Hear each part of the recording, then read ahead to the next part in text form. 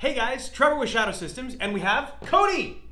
Cody's our technical service manager. He's going to join us today for a short video about how to not totally screw up your gun. Because we have enough people that frankly have self-inflicted problems. Yeah, a few.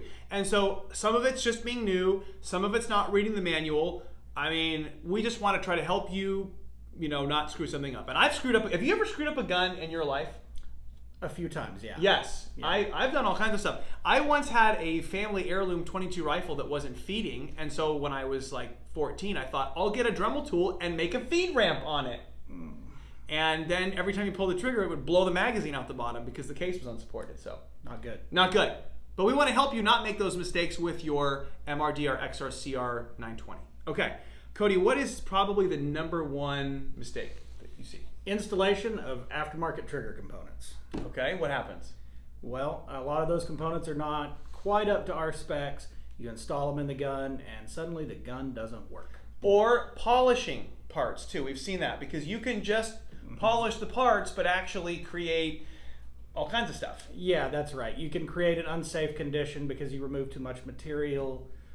You can just absolutely ruin the parts and make the trigger pull worse. Yep, that happens too. Not highly recommended. There are some really talented people out there who work on these guns a lot who can polish parts and do miraculous things, but you might not be one of them.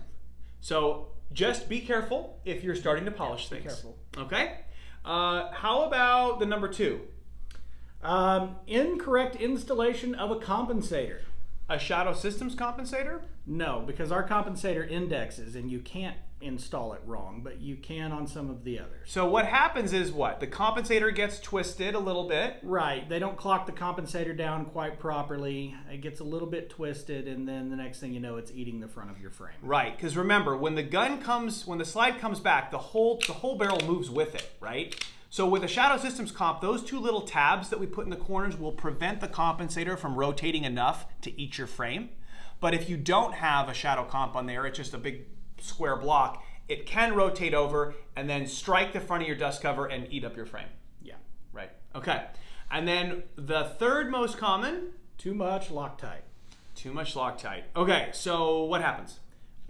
So you go to install your optic, you get your Loctite out, you slather everything in Loctite. Squirt it in the hole? Squirt it in the hole, and the next thing you know, your gun's locked up because you've got Loctite everywhere. And it gets in the extractor channel, and then the extractor doesn't want to pivot, and Correct. all kinds of stuff.